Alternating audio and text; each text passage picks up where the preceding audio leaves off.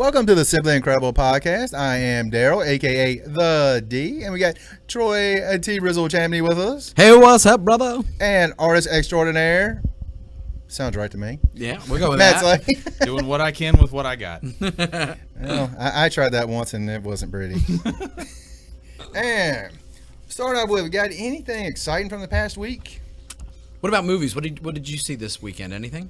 Spotlight, and I don't see the big deal behind it. Oh, man. A lot of people disagreed with you in the Oscar administration. Yes, I thought the Revenant was going to win. They won about everything else. I think they thought they were going to win, too. That or Mad Max. I think the Bear should have won. Yeah. I think, the Bear should have won. Should have won for Mad Max. Have y'all, you seen that, He's got Troy? points on the back end. Exactly. Yeah. Have you seen that, Troy? What, Revenant? Yeah. Not yet. It's quite good. Yeah. Really? It is quite tell you good. what- The only thing that I thought, if they had cut about 10, 20 minutes out of it, I thought it would have been absurdly awesome. Just too long. Yeah, just a little bit too There are a long for couple me. scenes where you're just thinking, really, this Why? is why this isn't too this isn't too much, and then you start to realize at some point you gotta feel what he's feeling, and you gotta go through hell with him. Yeah. And you Yeah. absolutely are. Yeah. Much in the way that sitting in a theater for that long can make you go through Yeah. hell for that. Well, the thing that made me want to take and hold off on this film was because I knew that in it, his son, is a big part of it. His son gets killed. Spoiler. Yeah. Well, it's in the preview. It was If like, you haven't seen it by now, that's on you. yeah, that's Yeah. on you. Yeah. Yeah. But when I saw that kind of stuff, my kids are my complete everything, and I'm like, I don't know if I want to take and live that with him Yeah. for 2 hours, man. Yeah. There's a couple of those movies. I think Ben Affleck's brother did one about like some kids being stolen, and I know Ryan Reynolds has done something, and Hugh Jackman. It's like, nope, those are off my to-watch list. Well, Ryan Reynolds kind of snuck under the radar with a movie called Buried, and it was one of those things that was in theaters for about 20 minutes, I guess. But I was super curious about it, Yeah. and I found it in $5 bin, and I was glad that I picked it up. Yeah, I thought it was a very intriguing movie. Yeah, because I was like, wait, he's in how a can box? you film an entire movie from inside a box? Yeah. Wow, And that's somehow you do it, I mean, and you're riveted the whole time. It's like they took phone booth and buried it. Pretty much, yeah. That's what I was going to say. Wasn't there a movie they had? Was it Colin Farrell? Yeah, Colin Farrell. Yeah. Yeah. Yeah, and directed by... Colin Farrell. No, it Bob. was... Buried by Bob. It was the guy that I'm blanking on the name. I can tell you every movie he ever did, but it's the guy we all hate for Batman. Go ahead. Ben Affleck. No, not yet. Bob. Yet. No, he directed Bob Affleck. Tim Burton? Batman 3 and 4.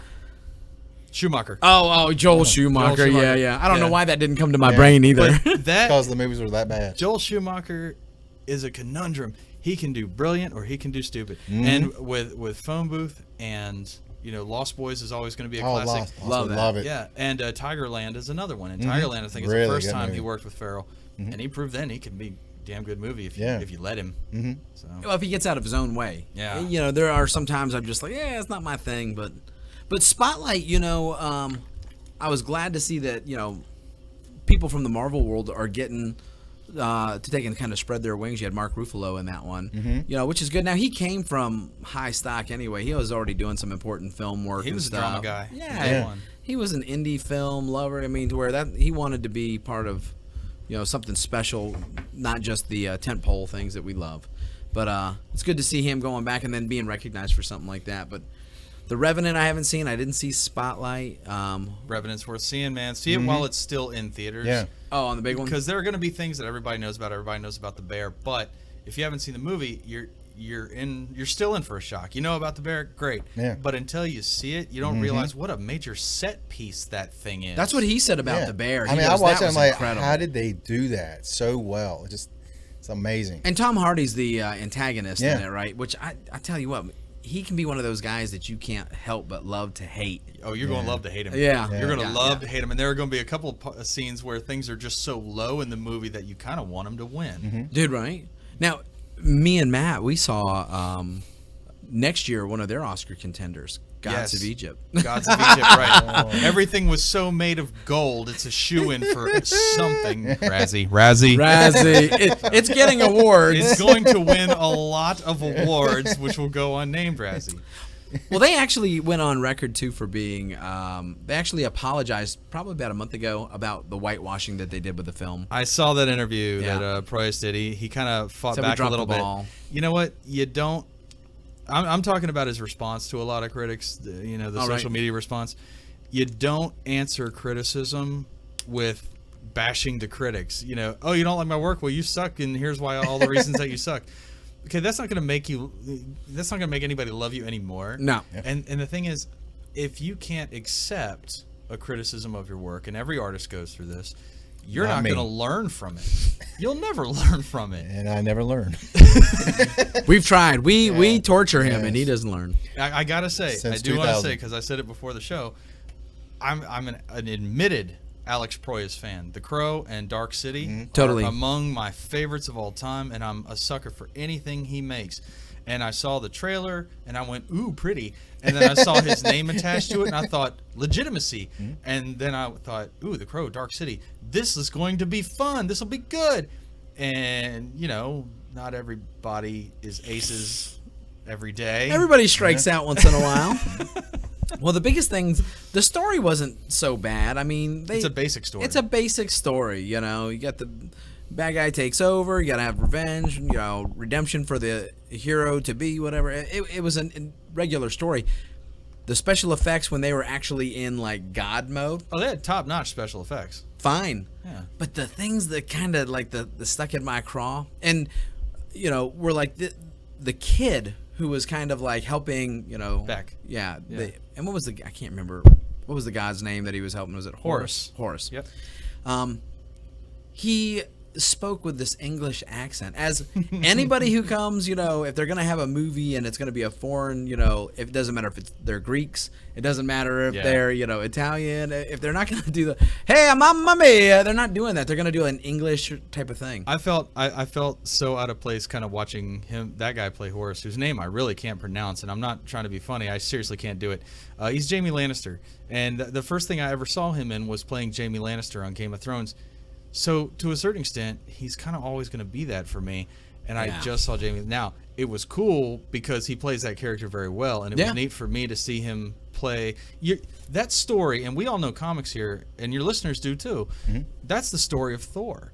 He was up on his high horse until he got cast out. It totally is. And he had Totally to is. kiss some human butt and be humble for the humans and learn how to serve before you can learn how to rule properly. And which is a good story. And It's he like, was I'm up in for that against story. his mischievous brother. I mean, this is the story of Thor. So if you're a big Thor fan, maybe step out of your comfort zone and see it just for fun. Don't go in expecting high art. Ain't gonna happen. No. But if you love Thor and you just want to see a twist, go ahead, have fun. A highlight of that, if we need to not twist the nail. Oh, yeah. I loved Chadwick Boseman as Thoth, the God of Wisdom. Yeah. The Yeah, record yeah, keeper. yeah. Every second that he was on screen, every second that he was just chattering was hilarious. Dude, he was such Nailed a So left pompous. turn from what I was expecting that character to be. Exactly. He had a little comic relief in there that I thought was fantastic. He was not stoic at all. Now, I will say this. He was great. Me and my son, whenever we take and go out to the movies, and every Friday night we'll take and go see if they got something playing, we'll look at the Rotten Tomato scores. Sure. And see, where they are. But if he's got it in his mind to watch a movie, he didn't care what that score is. It can be a 4, and he goes, they don't know nothing. That's awesome. Dude, that's it. That's awesome. Dude, and I'm like, hey, man, if you're in, I'm in. Because you know what? No matter whether this thing is, the next Avengers, Braveheart, whatever, it's going to be, an hour plus with my boy with popcorn, no stress, no worries, all you need. escapism. And we saw a couple of movies that because we had such low expectations, we enjoyed them. Yeah. Battleship was not a good movie, but with me and him in there, it was just like us alone in the there watching it. We enjoyed it because I expected it to be even worse than it was, so I was pleasantly surprised. Same thing with Gods of Egypt. I knew this was not going to be high art. Well, I didn't know what to expect because I didn't go to Rotten Tomatoes or anything. I just knew that I really liked Alex Proyas. Yeah. He's led me to the promised land twice with 2 movies that I could watch a million times and never get bored with. Yeah. And it's Egyptian mythology, which I love all mythology since I was a kid. You get into art, you're going to study that stuff. I tell you what I did like. I liked the special effect when they went up to Ra's ship. Yes, dude, that was That so was cool. really well done. How about when he was like pulling the sunset? That chain, yeah. Yeah, and you can see, they make it to where I thought this was such a neat move. The flat Earth. Flat Earth. Yes. they went there. That was such a neat touch. I thought I was They like, went there. I didn't expect that, because that's the story. Ra, the god, the sun god. Pulling the sun. That's how it travels. Well, here he's got it like on this chain, and they're showing him kind of, wait a minute, son, I got to do this. You know? He's trying to have a conversation with his grandson while he's operating doing a ship. He's still got job to do. But then as you look at the Earth, it's this flat Christopher Columbus picture type of Earth. I'm like, that is brilliant. It's the surface. That was of the best this part of table. the That's movie. interesting. It was And neat. it was neat to be that high up in space and see how the sun was only lighting parts of it at a time. It was as he was good. dragging it. It was a neat idea. Yeah. And we call this, I always call this with Connor, I call this a popcorn film. Oh, it totally is, Dude. Because you'll go through some popcorn. You're gonna like go that. through some, yeah. Yeah. I look at it because it's like, if it's got dinosaurs, robots, heroes, the gods of Egypt. I don't care if this is great or not. It's gonna be fun for an hour and a Catch half. the Star Wars throwback. Which one? I'm Gods of Egypt. No. All right. Remember when Beck goes to find his girlfriend and she's in the last gate and she's about to be judged. And there was that guy who says, "What do you offer?" That dead face. Oh, totally. Yeah. Right. Do you The remember skull. him? Yeah. He said, "What do you have to offer?" I remember that. That was the guy in. I'm pretty sure it was episode. Again, they're going to scream at their computers. No, you fool. It was either 2 or 3 when Obi-Wan goes to find the droid army. He finds Grievous, but he lands on that planet on Utapau, and he says, "They are here." That guy? No doubt. That's that him? dude. That's that dude. I heard the voice. He's like, "What do you have to offer?" I'm like, "That's the dude from Utapau." Oh, Who dude. looked like a villain but wasn't. I'll tell you what, I like that whole thing too. They had to show him passing over from this side to the other, and Yeah, it was that was neat kinda how they kind of filmed it.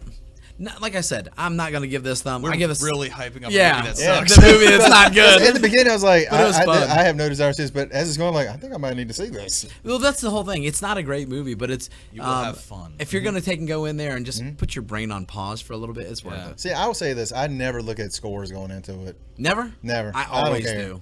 If you want some great action escapism with just the right kind of humor, and you want to see a movie that reminds you of maybe a Sci-Fi Channel show that should have been a video game, I love Sharknado. there you go. You're gonna love this. If you love Sharknado, And you're in. It's a Halfway classic. through, you're gonna be irritated that the Mystery Science Theater guys aren't sitting next to you. Oh, Like yeah. it's that kind of movie. You need those guys with you. But the thing is, Sharknado is self-aware. Gods of Egypt is not. I tell Which you- makes it a little more fun that I just they don't said get that they're the joke. That's pretty much true. It's funny. Me and one of my friends, we used to always think we go watch movies. He's got a big screen TV. We can have a camera behind us doing like the Mystery Science. Oh, I'd Theater love it. 3000. I grew up on that stuff. I love that. so I love that. These guys just cracking up on See, each other. when I'm in a theater, I'm stone cold quiet. Oh, I Yeah. am too. Loud My son theater is not. irritates me. Oh, really? Oh my God! Every other word I have to shush, stop. But when I'm at quiet. home by myself, I'm coming up with one-liners yeah. like crazy. Yeah. Oh, hey, UFC! Big news with the UFC that Conor McGregor's opponent for the new lightweight title broke his foot. Rafael dos Anjos. Isn't that Muay Thai champion stepping up? He's like, No, I no, wanna no. fight that guy? That guy has kind of put his name out there to be, I'm someone you might have to deal with in the future. Oh, okay. Same So- weight class though, right? Yeah, same weight class, and he's vicious. He is I've when seen it comes him, to Thai yeah. boxing, he's crazy good. But they asked a couple of people, and the new fight has been set. It is now Nate Diaz, Yeah. the American Ninja. Yeah, we talked about that Really? last Yeah. week, and I was just like, gosh, I just You have now to- have the I two just meanest want- trash talkers in the UFC. I just want any Diaz to. Well, I don't want him to die, but get hurt really badly. The worst thing about it is you get the best trash talkers in the game and no time to trash talk because Yeah. the fight's Yeah. this weekend. Oh, they'll Yeah. find time. Don't worry. Oh, dude. Wait They till got the one weigh-in. more week. Wait till the weigh-in. But wouldn't it have been fun to have that for 3 months? Because they could have Yeah. they could have made Yeah. that some gold. They could have made Dana some gold. Oh, Yeah. so true. Now, I will say this: I really wish they would switch the main event. To Have the women go up to be in the main event since it's not for a title now. I You would know- like, yeah, that would make good sense culturally. Yeah. But business wise, people are gonna pay the big money to see. Well, Connor's the draw. He's Yeah. the draw. Yeah. He's the draw.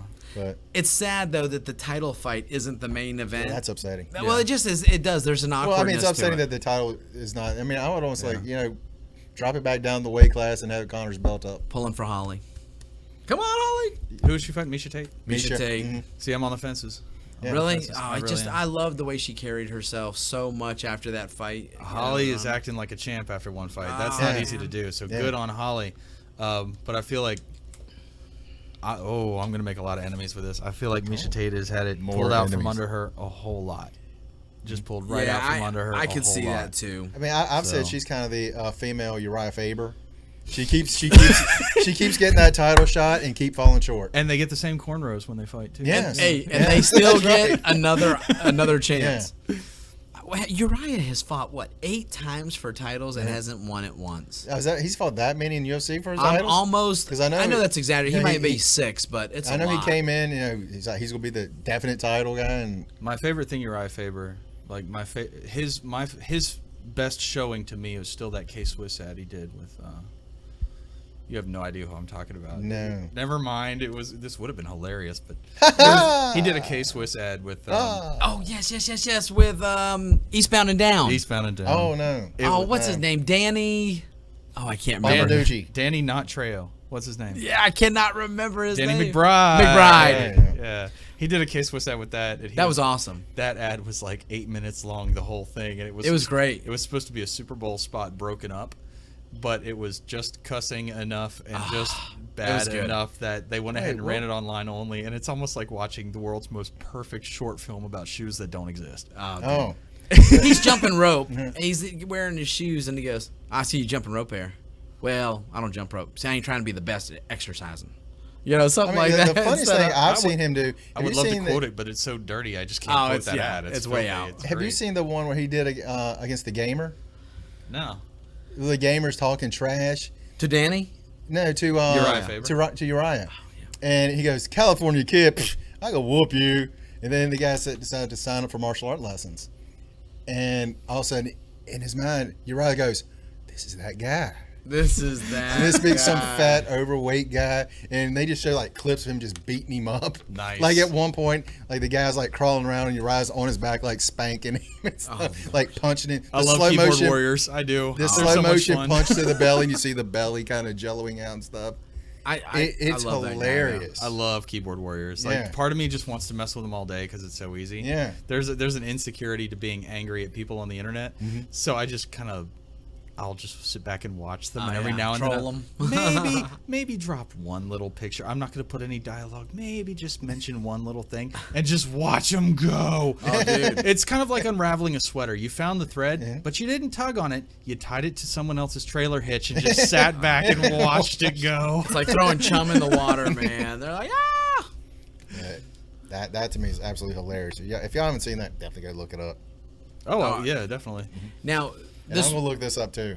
this week we got to focus on favorite comic book panels. Did you do your homework? I did a little bit. Oh, by the way, I you did do my your homework. homework? I did. next week, and I should mention this first. Next week, UFC fighters. So we'll do a whole podcast of fighters. Oh, okay. That might be like Like our favorite fighters? yeah, Worst just fighters and stuff like that. That's probably gonna be in a 2-parter as well. Yeah, that's a big one. Yeah. Then at some point we have just our favorite fights. That Cool. might be a 2-parter as well, somewhere along the way. UFC coming up. Yeah, so we got all those good things coming up. But this episode is all about epic panels. Definitely. I picked out about 8, 2 of which are actually like one thing. It's just a step Oh, yeah. 1, step 2. Yeah. I tried to stay away from the humor because one of my favorite things, and on the internet this is so easy to do, I love seeing single panels taken completely out of context.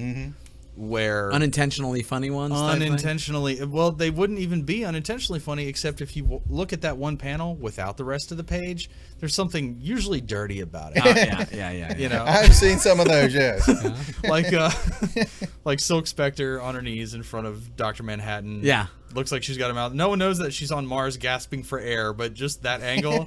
You're like, what? Wow, that's horrible. Why would you do that? You know, but It was funny because when I was looking up on the internet to see if there were any that were catching my eye, one of the things that I came across was like an entire Google listing on unintentionally funny comic panels. Yep.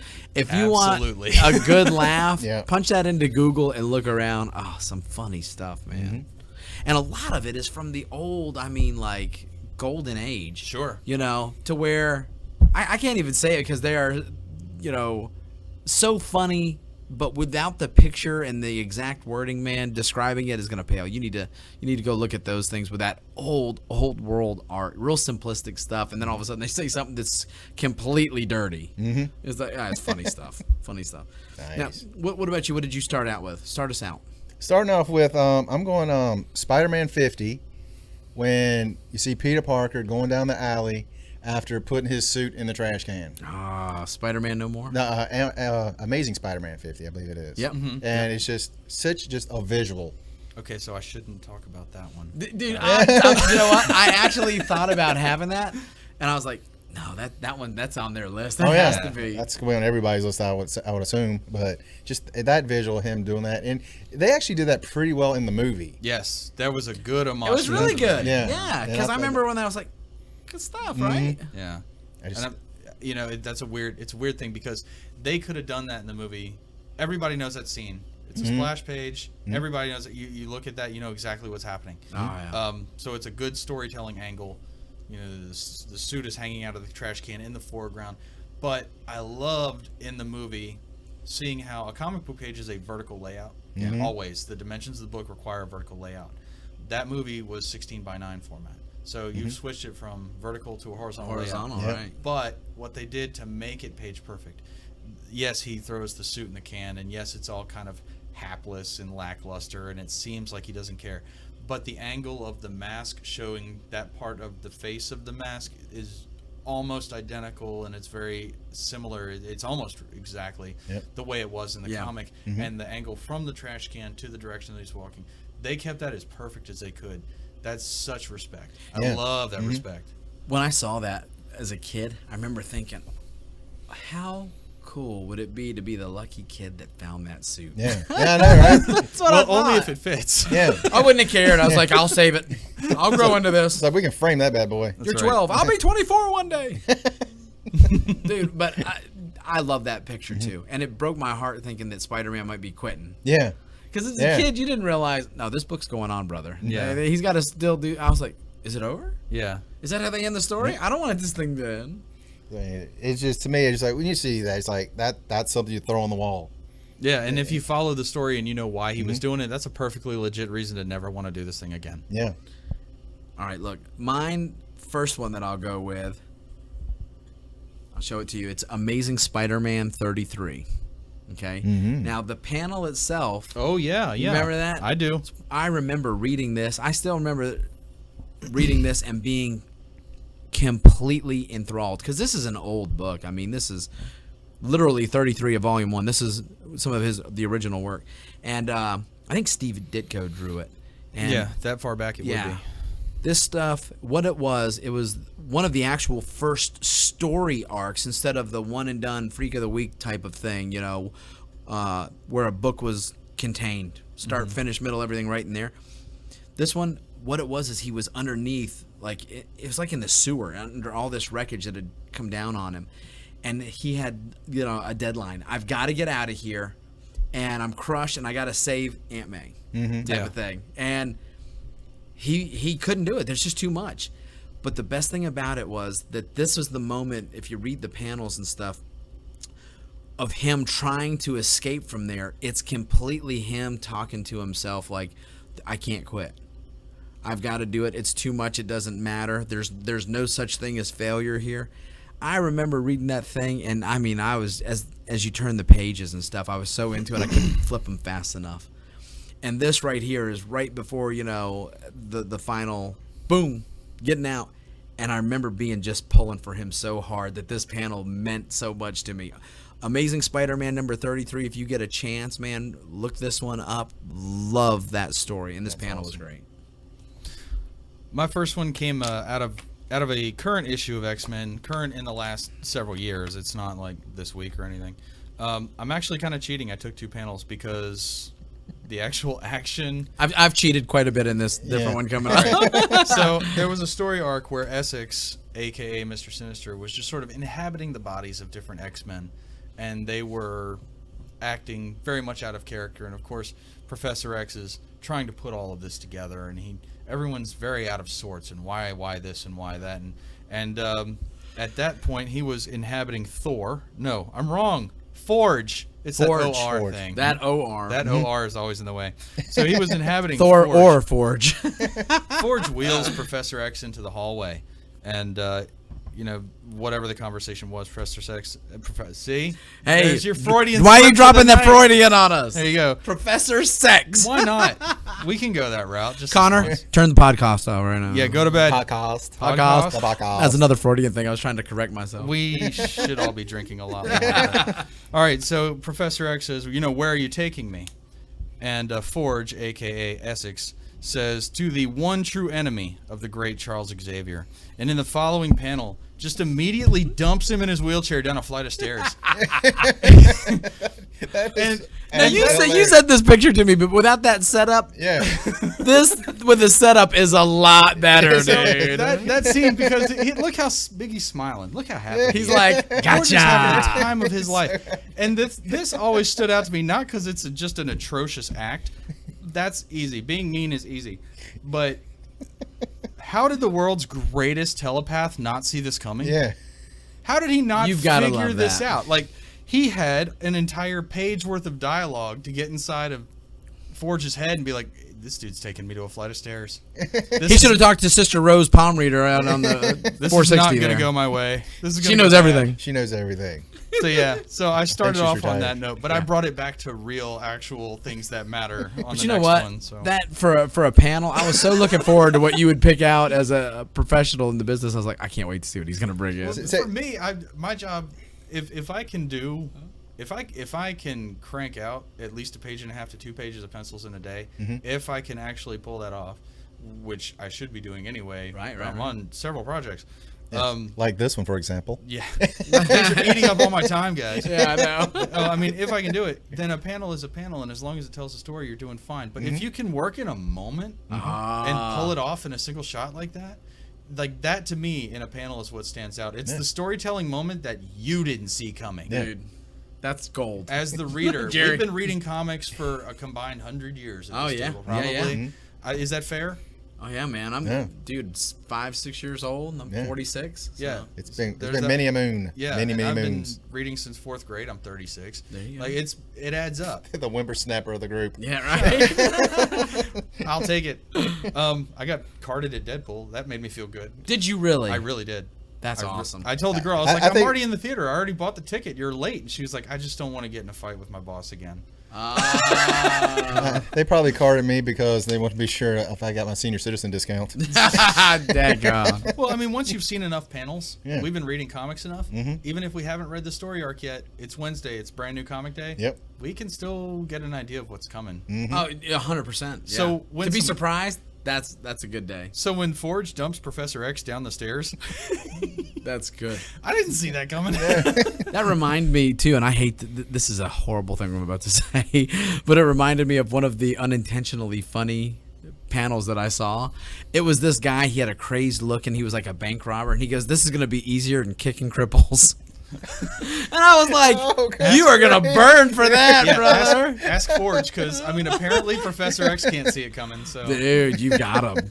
all right, before this gets too dark, by all means, let me- Yeah, what do you let me got? Let me just say this about that panel. I I should have waited to the last. I said that to Josh one day and just made fun. I was like, "Yeah, you're fired. That's how you're getting fired, buddy." Dump him down the stairs. Yeah, that's me. You're fired. That needs to be an American tradition. If you get fired, you need to get thrown Oh, down. dude, some I think stairs. I'd stay unemployed, man. I ain't not taking that fall at 46 anymore. No, just slap out. You'll be fine. Dude, right? Yeah, shoulder roll, slap out. You're Yeah, good. every time you boom, boom, boom, boom, I'm tapping. Break That's fall. your head, dude. Brain fall. Okay, we're going Eddie Murphy. I'm- I'm halfway down the steps down. Help me, Lord. Help Lord Jesus. Let me hold Jesus. I'm almost there.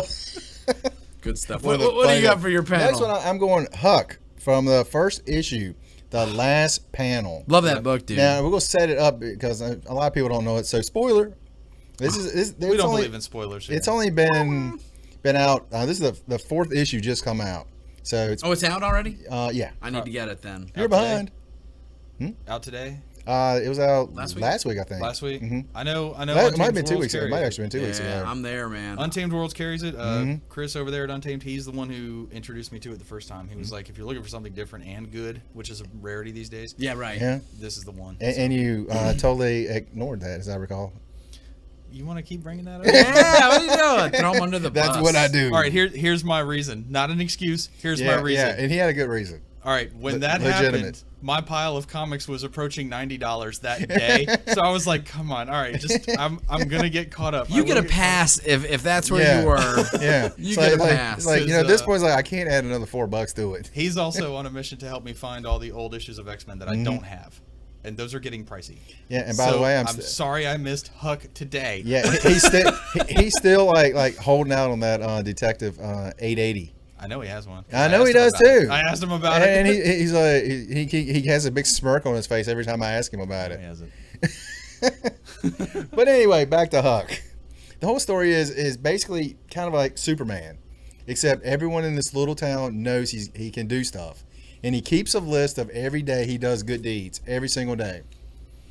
And then a reporter comes to town, and I want to say the reporter is interviewed by his mom, maybe, or someone in the town, and she doesn't believe what's going on. And finally, she finds out that Huck goes across the ocean and saves some kids. And he's like, "Don't tell anybody who doesn't." So the kids, they don't tell anyone. But this reporter goes, "He did that. That was him. He saved those kids. That was him." And the next day, he wakes up and you see a bunch of reporters on his front lawn. Just swarming the house. Just swarming. And you know his world is different. In the last panel, he opens up the curtains and he sees all these reporters and he's like, "Oh my gosh." And that panel is phenomenal. I love the look that. on his face is just wonderful. I mean, the artwork in it it's great. When the writing and the art come together, That's this good is something. stuff. Yeah, this is something about the Millerverse that you and I talked about. Yeah. earlier. You get this opportunity to see anytime you get a comic book and the artist is consistent, then you are truly getting the story as the writer wants you to get it, because that's what the writer wants you to see, and that's cool. But when the writer and the artist are instinctively on the same page, then you are seeing the story in its truest, purest form. And it's the kind of thing where you don't know. You can look at a book and say, well, the writing's better than the art, or the art's better than the writing. Sure. And you don't know because they're both top notch. Yeah. And there's no such thing as better. It's just one seamless take. And it's awesome. It's like watching Birdman. Did you see that film? Yeah. Whole movie's one long take. Yeah. Except for a couple of cutaways for a dream sequence. Yeah. It's like that. You get one perfect take. And that's what Huck is kind of bringing to the table. And Huck is so good because, to me, the book always seems so short. Yeah. Once you finish it, you're like, "Oh man, that was it." And then you look. I mean, it's they've done their job. Yeah. But you just want more. Yeah. And it was Didn't so I good it say- went quick. Didn't I say before we started? Yeah. This is the thing about the Millerverse. Yeah. You got to get a hardcover of Wanted. You got to get it of Nemesis, and I'm gonna end up getting it of Huck too. Oh yeah, that's a good one. Just because Millerverse writes them this way. Yeah, it's really, really good. Now that I can't wait to see how they're going to explore that, because if they just keep on this thing regularly, I'm so confused what they're going to do with it. Yeah. But I'm in. I'll watch it. It's phenomenal. Now my panel, my second one, comes from a different Miller, Frank Miller, with Wolverine, and the miniseries. Where we were talking about the cover last week. Come get it, bub. That's it, man. This one had that same feel, because this was really one of my main introductions. I had seen Wolverine before, but not like this. Not like this. And in Wolverine 2, he had taken and just finished being attacked by a whole army of ninjas. And you were there's too many. I don't care how good you are. No, you don't beat that. Well, that was before we knew who this Wolverine guy really was. And after he took and finished up, the panel was just this picture of him. That overshadowed face. Dude, you can't see the secrets that are in his face. Like, what is he showing? Yeah. And those words, "I'm the best." That is awesome. That right there, I remember thinking, oh, man. I think that was the first time I ever saw, hey, I'm the best there is at what I do, but what I do isn't very nice. Best. And when I saw that, I was like, okay, this guy, I'm into whatever you're doing, I'm going to watch, because you should have died, and you shouldn't have won at all.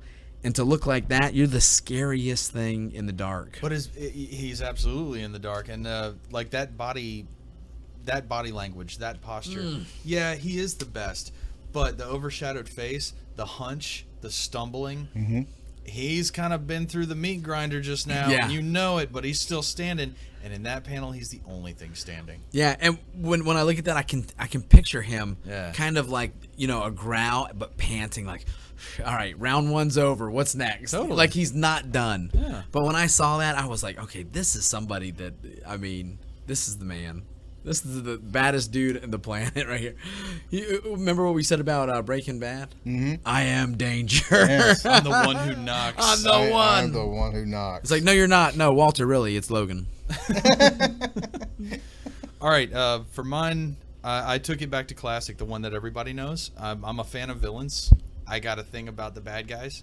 I don't know why I cheer for them the way I do, but I love it when a bad guy can surprise you, and better than that, surprise the hero, and put them in a position that they know they can't win.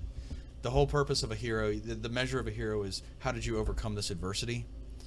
What if that hero is now in a position that there's nothing to overcome because you already lost and you're just too dumb to realize it, or you're just too late? Right. And on the too late note, I chose the end of Watchmen, where Ozymandias is standing there cool as a moose, just owning it, just owning all. He's not even smiling. There's no bragging. There's no boasting. He's just saying, "Do it," in quotes.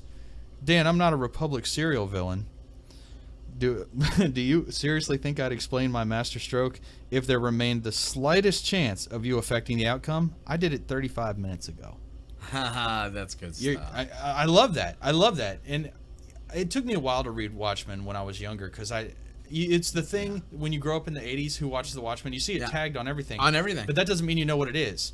Because when you're I didn't know what 8 it was. years old, 9 years old, 7 years old, you know that, Spider-Man punches Green Goblin. That's what you know. Yeah. You know that Superman punches Metallo. That's what you know. You don't understand Watchmen when you're that young. Not a bit. So I didn't get into Watchmen until I was almost finished with high school. And even then, there were some over-my-head Alan Moore concepts that I still didn't get. Oh, a ton. I don't mind saying it took me a while to wrap my head around it, but once I did, I realized this is an assessment of life. Yeah. This is an assessment of a possible real-life scenario.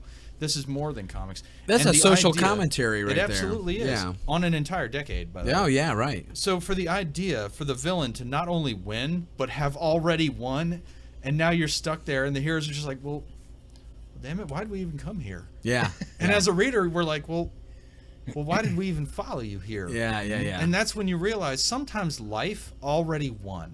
Yeah. Yep. That doesn't mean you lost. It just means you got to find a new way to live, and that's what this panel was all about. Yeah.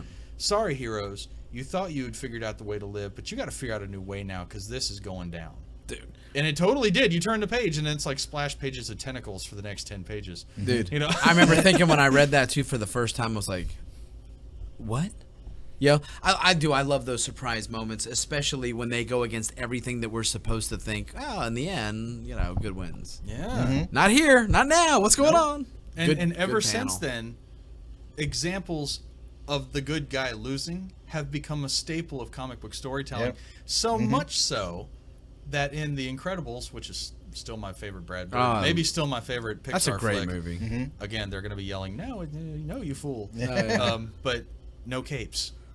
Yeah. There was an entire comedy montage of heroes essentially dying. Wasn't that great? In No the saddle. capes. Yeah, and how anti-hero would a hero scenario be if Watchmen hadn't put it out there that life happens whether you want it to or not? Yeah. Mm-hmm. Yeah. So good I for love that. Ozymandias, good for Watchmen. Good, and for The Incredibles. Dude, anything that those guys did in that movie, I was not expecting. I dug that so much. Great and I movie. remember, I have Great to movie. admit, I didn't watch The Watchmen or read The Watchmen until I knew that the movie was coming out. I'm kind of, feel bad. I hope might have you to did read it. Oh, I did. Okay. Well, that's what I'm saying. Yeah. I would have had to turn in the nerd card. You If might I have had to to- turn that in. I actually read it after I saw the movie.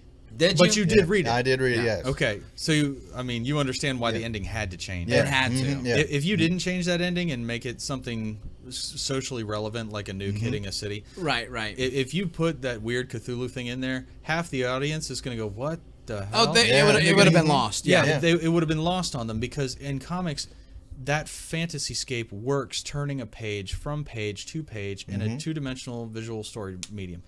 In a movie, every second of it has to make perfect sense. It has to. Yeah, because you got to look at the lowest common denominator when you're. You kind of have to because you got to sell it to everybody. Yeah. And if there's one thing Americans love at movies, it's watching cities blow up. Yeah. Oh, dude. Michael Bay made a career on Yeah, it. Sure. exactly. So you can't put the Independence Cthulhu Day. thing in there. And I had friends that were like, they changed the ending, so the whole movie sucks. Shut up. You went and saw it, and you're going to see it again, and I know that because I'm going to be with you when you do it. But don't you remember, too, how well that movie was almost, until that point, a page ripped right off of, right off of the page onto the screen. There was a lot of page perfect translation. And it was great. And as much garbage as Snyder gets on the internet, a lot of people seem to be forgetting that if you do just hold copies of 300 and Watchmen in your lap, dude, you can almost, that's the storyboard. Feel free to, that's your storyboard. And I know for Watchmen, I know this for a fact, that he took chunks of the comic and sent them to the actors and to the cinematographer, and it's like, this is what we're going for. This whole scene needs to look like this. I know he did that. Yeah. Because that was all the interviews. It was, the first thing he did was my part of the script. He sent pages of the comic. He sent issues of the comic, and I'm supposed to memorize. Yeah. Well, of course he did. Because whether you love him or hate him and you love his slow motion or not, I don't care. He respected the source material. Yeah. That's important to me. And So. people, when they hate on him, I don't understand it. It's like, really? Dude, I mean... He's a great big kid. What would you do any different? He's a great big kid. Yeah. It's, dude, I dig. I loved Sucker Punch. Love that. I was like... I really like that movie, too. I know a lot of people's like, that's just... The gigantic samurai with the machine gun had my attention. I was like, you have beautiful women in these fantasy dream action sequences put together with some sort of a psychological thriller that we're not really understanding, but there's something erotic going on, and I'm not going to watch it. The day I fell in love with Emily Browning. Yeah. Oh, man, for real. Actually, I'm going to... Wait, have you seen Sleeping Beauty? No. But I have seen Lemony Snicket's Series of Unfortunate Events. That might have been the day I fell in love with Emily Browning. All right, what's next? What's your panel? Sorry, I'm thinking about Emily Browning now. Come on now. The Killing Joke. Now, you and The Killing Joke, didn't we do this last time? Yes, I know. He's like, but the cover I love because I loved what was in it. Now, see, this isn't fair because every panel from The Killing Joke is awesome. That's exactly right. It's really not fair. But the one for me is the Joker right after shooting Barbara Gordon. Mm-hmm. And she's out on the ground writhing in pain. You see her dad just got taken away by the goons. And she's just sitting there, why did you do this? And you see him, there, that panel there at the end, on the end. Oh, yeah. He's like, I did it to prove a point. Yeah. And he's got a wine glass, shot glass. Here's the crime. Yep. I'm like, that is so Joker right there. It is. He's got that flowery shirt going. It's still one of my favorite cosplays. I know I said this last time. I love that cosplay. I mean, that panel just like, it's just because that's a real chills. Joker fan. Mm-hmm. Yeah. That scene. Here's to crime, and you're gonna interpret. I did it to prove a point any way you want. You can interpret that as the casual reader. As well, he's sort of an anarchist, kind of a nihilist, kind of a sociopath, whatever. Or you can interpret that as the longtime fan who knows every facet of the Joker, which is crime does pay. When you're not looking for a payout, anything will do, and this just hurts Batman. Yeah. That can be interpreted so many wonderful ways. I don't think he actually says what his point was, but here's to crime.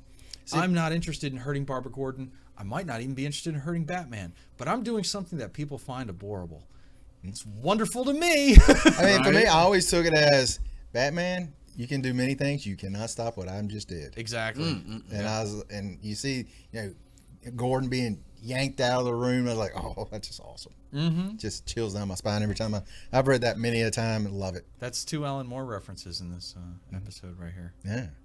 Alan's a big favorite. You owe us. Yeah, right? Exactly right. Well, keeping in the theme with the Joker, I'll tell you what, I love that whole story. But that specific, not just the panel, but the way that the Joker was played out there, man. Creepy. I mean, especially, didn't you find him more creepy wearing that outfit? Yeah. I mean, instead of the as usual, like the purple suit. Yeah, because the purple suit was almost like a uniform. Well, now you almost see, it's like, Hitler, on vacation or something. He's like, I'm just touring around. I'm just doing my taking thing. some pictures. I feel like you stopped by Babs's place on the way back from the airport. Yeah, right. Oh. But my panel comes from Batman 428. and it's the Death in the Family story. Okay. Where the Joker was killed Jason Todd. And this is where That's one of them I had on my list too. Did you really? Yep. Oh, dude. Is that was that the Crowbar one? That's the Oh, Crowbar. oh yeah. That was the Crowbar one. Yes. Oh, that's your scene? Hey, Yeah. props to me because I had a lot of dead Robins to choose from, and I just Dude, picked right? that. That's a Yeah, tough one, yeah. right? You got a whole slew of them. That works so well. Ah. Yes, he gets clocked in the first panel, but the next 6. yeah, it's Yeah, comeback time. yeah. Right, when you pace a page that way, Ah. and those quick vertical smash cuts, the crowbar's up and then it's down, Yeah. it's up and it's down. I mean, you're following it like Yeah. a video. Yeah. Yeah, and it's an action sequence unto itself, but it's paced so quickly that you just feel the impact. Yeah. Oh, you yeah. do. I mean, Because that's one that I thought about too. You just in your mind think this is a brutal assault. Mm-hmm. You just almost feel and see it as you're just reading the comic. Mm-hmm. And there's no words through that whole little section. even though that's 6 panels, I had to look at that and I said, man, you could pick any one of those and choose them out. But you're right. The way they play out together, the way they're paced, the up, down, you're in that moment. Yeah. I mean, you're like, dude, that is brutal. And it works visually, like mathematically, it Yeah. works so well because if you take that ratio, if you take those 6 panels, Right. and go ahead and take out your vertical panel, but if you take out the vertical gutters, that is the same. That's a golden mean ratio. It's the same as a 16:9 film strip, film. Gotcha, strip. gotcha. So Wow. that's your movie frame repeated over and over and over at high speed. That's bad. That's gruesome. That's one that hits you. That's like Kyle Rayner's girlfriend in the fridge bad. Yeah. Oh, that's bad. Yeah. Yeah. I remember that one too, and I was like thinking about that. And I was just like, what's in there? It's like Yeah. Brad Pitt. What's in the box? It's like pieces, dude. Yeah. You know. But when I saw that too, this was one of the ones that I saw. I was still pretty young when I saw it, at least in comparison to where I am now. And I remember thinking to myself, wait a minute, you know, he's beating him because that's a crowbar. How did you come back? You know, where's Batman? Where are you at? And that's the whole thing. And of course, you know that this was based on a vote that they had taken. You guys remember that story? I do. You know, where they called in and you could choose whether he lived or died. Yep. And I think it was 72 or 74 votes changed the difference, and they said, okay. DC's done some votes a couple of times. That, and then when the Amalgam series came out, or Marvel versus DC, they took fan votes, and I realized like I will never ever actually get along with anyone who reads comics because every single vote I made was like the exact opposite of what actually happened. I was like, wow, either they don't care at all or I suck at liking comics. Yeah. I like them differently than you. That's when I realized I love the art and I almost don't care about the story. Maybe that shows in my work. And I hated the fact that they killed him. I'm sorry. I'm a happy, sunshiny guy. Oh, I yeah? like happy endings, you know, but this was powerful. Who doesn't love a happy ending? Yeah, exactly. Right? Ah, right. Bingo. See, out of that series though, my panel was going to be where Batman was holding Robin. I thought his about that knees. too. Yeah. And I thought about that too because it was so emotional Yeah. when he did. But I chose this because that panel, I remember the impact when you saw that he was dead too. I was just like, okay, yeah, he's dead. But that right there, I was like, he's killing him. You know, I think that's what stuck with me on it. I just thought, I mean, that whole little series there was phenomenal. Was that But- your pick though? Was the final one Yeah, with him? yeah. That was gonna be one of mine later. I but went back it and go- forth It on goes. which to It goes choose. in that whole series, so Well, it both works. the whole thing when you saw it, what did you think when you said? I was like, because as it was happening, it's like Batman's gonna come save the day. Batman's gonna come save the day. Man, he took quite a beating, but somehow he will survive this. Totally. Not this time. And then at the Not end, you this see him time. holding his dead body on his knees, like screaming. Yeah. And I was like, wow, that was It's awesome. like the man is broken. All right, you- so what you got? I joined Team Daryl for this next one. I went straight up DC. Oh yeah. Classic DC. Superman died. Superman died at the hands of Doomsday. Yeah, and that panel you showed me is phenomenal. It is a splash page. It is the whole page. I love that page. But you know what? That counts as a panel. Yeah. And you've got the Captain Kirk Hammer Fist Yep. From Superman. versus the Ken and Ryu Dragon Punch. And with those bone you extensions. feel it. You Ah. feel this page. And that hit, Doomsday's head is impossibly out of shape. There's no way he survived. But considering the damage Superman's already taken, and that left uppercut right there with the blood, like the look on his face. You know he's not gonna. You just know before he hit the ground, because the next page is the double page spread where he's lying down and Lois is a mess and the cape is a flag. Yeah, no capes. You know, you just know it. They've been fighting since what? What was it? Was Superman number 18 was the first appearance? Or Man of Steel number 18 was the first appearance of Doomsday? Yeah, it was. They've been fighting for issues now. for like 12 issues over the course of 4 months or whatever it was. Over how many different series? And they've been punching each other successfully for that long.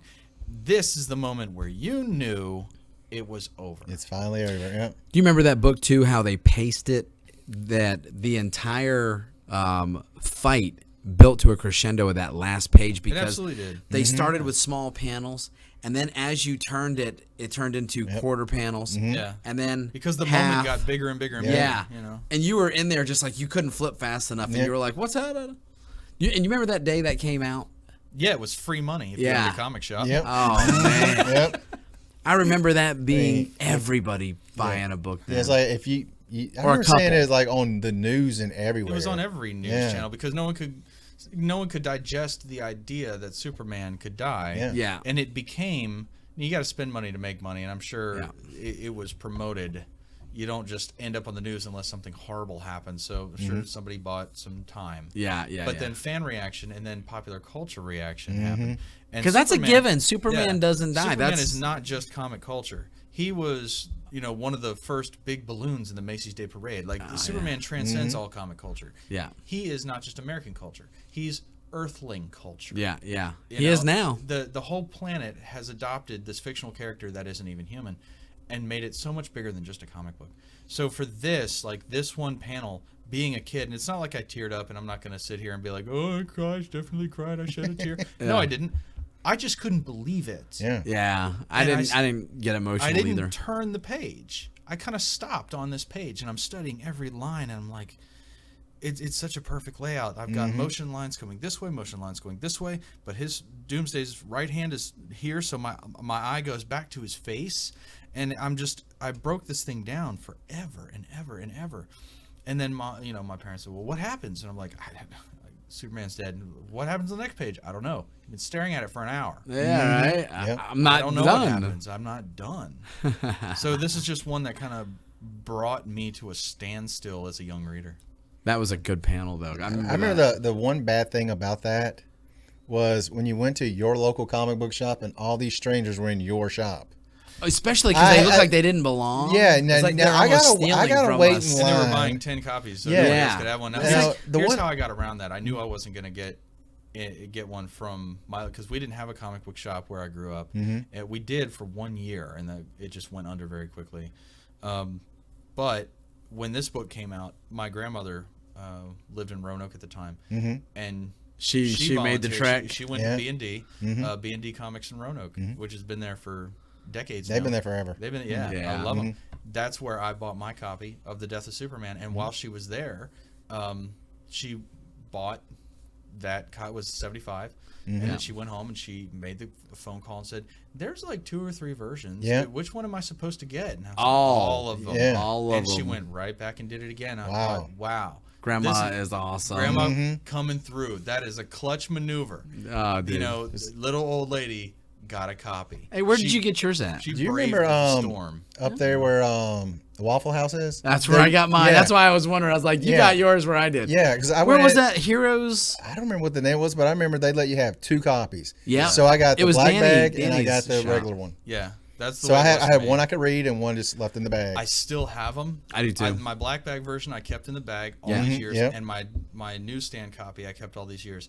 And I always told myself, and that was when I started bagging and boarding comics. No kidding. With The Death of Superman, because my parents said, you better hold on to that. Your grandmother went there, because on the news, comic shops were a hailstorm. They were a nightmare. And your grandmother went in there and did that for you. You better take care of those. And that's when I learned about bags and boards. How about that? And fast forward all the way to now, Baltimore Comic-Con 2015. What was it? August? September? It was September. That was when I got Dan Jurgens to sign them. How about that? That's awesome. Yep. Man. So I mean, to me, like that kind of a bookend thing. Now, I've been reading comics since I was 8, but I didn't learn how to bag and board Until that. Yep. And believe me, I bought hundreds of bags and boards. Oh, dude, so gosh. did I. Good. Yeah, God. not too long ago on eBay, I bought 1,000 of each. Did you really? Yeah. Well, you have to now. Yeah. This is the cheapest way to go. Yeah. I'm so bad about that too. I mean, I know. I was like, instead of paying about $20 or something for like a pack of each, you get like 1,000 for about $115, $120, something like that. Well, I mean, I don't even order them online anymore because they ship by weight. Mm-hmm. Go right next door, man. Go to Untamed Worlds. Yeah. You can buy packs of 100, and he's got them cheaper than anybody else around here. Especially with the shipping. Well, where I got them, there's free shipping, so I'm like, all right, let's go with it. Ah, good to go. You get free shipping? Yeah. Well, I mean, that they offered free shipping on that. It was on eBay. Well, if they offered. Yeah. Yeah. So I'm Wow, like, that's unusual. Everybody's like, hey, it costs $50 Yeah, shipping and exactly. handling. Your $5 action figure is $100 for Yeah. shipping and Yeah. insurance. I see that and I'm like, whatever. Yeah, I've seen some people have like $375 for shipping on some things. Next person down like $18. I'm like, what are you doing to ship that thing? Oh, Yeah. pocketing It's like, $16. We're going around the world on this one. What's next, Holmes? I'm between two on this one. That's fair. I took 2 the first time around. Well, I'm going to go. Let's go old school. The First Family, the Fantastic Four. I love them. Wait, that's a Marvel book. Are you sure? I know, right? Well, you okay? Well, there's a different one I had that's a collaboration of two different companies, but I love you right now. annual number 3, the wedding of Reed Richards and Sue Storm. Very cool. Yeah. Very I just thought that image. You got all the guys in the back. I love that. And one of the things I think is really great about this comic is Stan Lee's trying to get in, and they won't let him in. Stan and he cameoed in a book before. yeah. It was cool. Wedding Crasher. Kirby also. Yeah. Jack Kirby. They wouldn't let them in. I was like, that's hilarious. That's wrong. And you see all the heroes in the background, and I love that picture as a kid. Yeah, I think it's awesome. I like what Richard Corbin did to it in 1994. What was that? You haven't seen the original Fantastic Four movie? Oh yeah. You remember at the end? Yeah. Okay, the great panel at the end of that story. Call it the panel on the page after the one you're talking about. Mr. Fantastic reaches up through the roof of the limousine and just waves by. You know, his arms all. Oh, long yeah, and stretchy. yeah. It's really cool. In the movie, they took like a piece of rebar and wrapped a blue fanoodle around it, and it's got a white like medical glove, like this weird silken, glove hanging off the fanoodle, and it's sticking up through the top of the limousine, just flopping back and forth, and you can see the guy's hand holding it. Yeah. It is hysterical. I love that movie. I love it. I found a copy of it at Midtown Comics when I was up at Kubert School, and I was like, wait, this And is I do want to legal? go to Midtown Comics sometime. Oh, it's awesome. It's 3 floors of awesome. Where's that at? New York? New York. It's in Midtown. Yeah. It Yeah. really is like Who's Midtown? It's in Lynchburg, Midtown. Lynchburg, Midtown. Yeah. figure it's That's Timberlake. Yeah, I exactly. figure it's good enough to afford to keep that spot for a lot of years. Yeah. Oh, dude. They got like 3 stores now. Yeah. It's like great day. No, they run a good show, and but yeah, I did that wanna go to scene that I found comic it show, there, too. and I was like, "Where did you get this?" He goes, "Oh, that's all bootlegs. Like none of the." That's where I got it. Back in the day, we would trade videotapes, and I would do martial art tapes, gosh. competitions. Troy, you had the wall of Oh walls. my gosh, man! I had literally Bigfoot 1,000 tapes. Yeah, And Wild Boy. good stuff right there. Yeah. Cross Super Show. Dude, that was good The stuff. Cross Super Show. Oh yeah. Oh, but I remember when I got that, I was like, wait a minute. They made an unreleased Fantastic Four movie. Yeah. And everyone said, yeah, it's a B movie. They did it for, reasons of QRS keeping. movie. I mean, there's no B's about it. Dude. He would say love- "Flame On," and it looks like an old Atari game. It's awesome. awesome. Yeah. And you know what I seriously, didn't I know- have still not actually seen this. Oh, it's terrible. You want to borrow it? I do. Which format? Because I got VHS, DVD. Yeah, I like- think DVD. Oh, you got Blu-ray of this? I got copies and formats like you wouldn't believe, because I got a lot of friends who are just like, no, you don't. Nobody has this. It's just a myth. Yeah. Oh, I got When's it. your- when's your I do wanna birthday, see this. Humps? I've seen pictures of it, and I'm like, wow, it looks so bad just looking at the pictures. When's your birthday, bro? April 29th? Did you actually see the Mute. I'm sorry, that was BB-8. Trey, turn your phone off. Okay. I forgot what I was even going to say now, dude. I don't know, something about the Kubert School.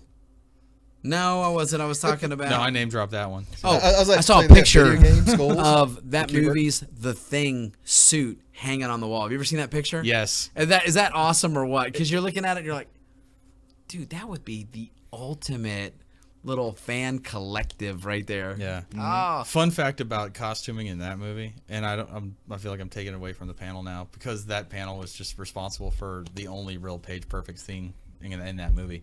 But fun fact, Dr. Doom, his gloves, his gauntlets in that movie were so big on the actor that every time you see him, he has the evil hands up like this, or he's pointing out, but he always has both hands up. If he has his hands down, he only has fists and his elbows are back. Doom in the movie? Yes, because if he puts his hands down and he opens his hands, the gloves just fall right off. They're too big to actually stay on him, so he has to have his hands up in like evil poses and pointing. Dude, that costume all was the brilliant looking though, for real. Okay. Hulk hands. No, you talking about Dr. Doom in the Fantastic Four movie? 1994 or 93 or whenever it was, but I'm talking the Roger Corman. Is that the Yeah. one we're talking about? When that came out, everything else in that movie was horrible, but that costume actually looked more like Dr. Doom than the one that it they totally had. is. No, it looked like if it was a perfect like Secret Wars translation. Oh, it was awesome. exactly, yeah. But there was no mic on the helmet the way the Stormtrooper helmets are, but they also didn't record dialogue in ADR because it didn't go through post-production. So Dr. Doom only ever sounds like this. Yeah, he's totally muffled the whole time. But the way that it looked, I was so surprised because I was like, I can't wait to see how they screwed this up. And that came out, I was like, well, that's not bad. That's actually good. It doesn't look bad. It just is bad. It just is bad. All right, what's up? All right, let me see. What's my next one here? Sugar. Sugar. Is that what I said? Sugar? Sugar the comic. Skip me and go back because since my lovely wife called, I took and lost my place on my phone. Did you hear that? I think he just blamed his wife. Yeah, that's Live. what I heard. But see, Love you, dear. Recorded. I'm just going to say this right now. That's the first time that someone else has like started a fight, and I'm a little upset about that. Don't worry, I'm supposed to be not gonna the be the last instigator one. over here, doggone it. You're getting old though. Yeah, This yeah. is point 2. Yeah. Oh, 2.0. 2.0. Instigator 2.0. No, point 2. You don't get 2.0. You get Oh, okay. kabam! Right back down where I belong. And then he breaks his hand punching the table. Right back to the bottom rung. That's because God said you can't be funny, Troy. That's not nice. Oh. All right. do you got? You got yours up? You want Yeah, me to I go? do. I can go. Hit I it. can go. Hit it. All right. This was one I remember. They had a series out. I think they still have it out. Alpha Flight. Did they still play that one? I remember when it came out, and they had this big thing. It was in the '90s, of course, and they were saying #1 first issue. Get this, it's a collector's item on the cover. Oh yeah. Because they all are. Because they all are. Because Thunderstrike. Because Thunderstrike. So I was like, well, dude, I got to jump on this. This could be Superman one day, you know. Of course, it's not, but I'm really glad I bought it.